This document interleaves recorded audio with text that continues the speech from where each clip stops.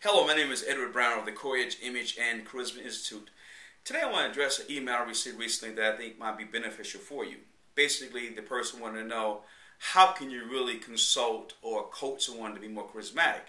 And that's a very good question, because I think that when I was trying to formulate the skill sets that one would need, or the ones that we can teach individuals to be more charismatic, we had to be more practical in our lines in terms of what the person wanted and what was something that we could teach.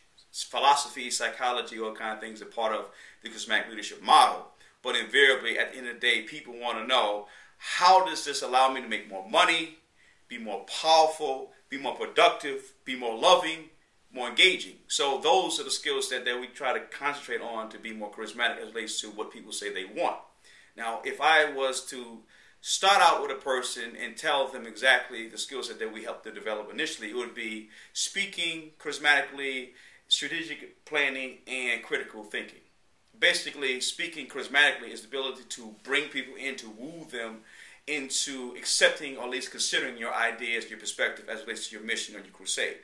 And so your ability to not only move them emotionally, but move them intellectually becomes about how you articulate and your oratorical skills at the highest level of possibility. Secondly, we're talking about strategic planning.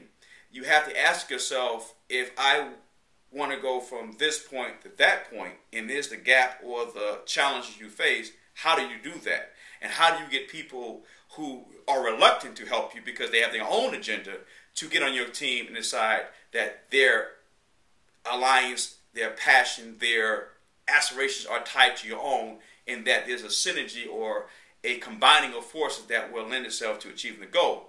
And the critical analysis of that, which is the third, is the ability to weed out and see the best solutions as you triangulate or rise above a situation to look at both ends and determine what's the best solution that you can partake.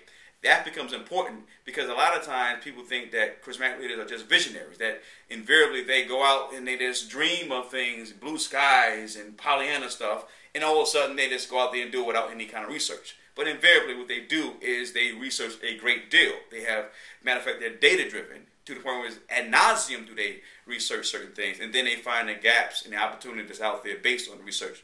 And so those are the things that we probably would start out having you embrace as it relates to the qualities and the qualitative aspect of being more charismatic for the skill set perspective. And from there, you can do what you want. If you think about it, if you can speak well, think well, and plan well, what can't you do?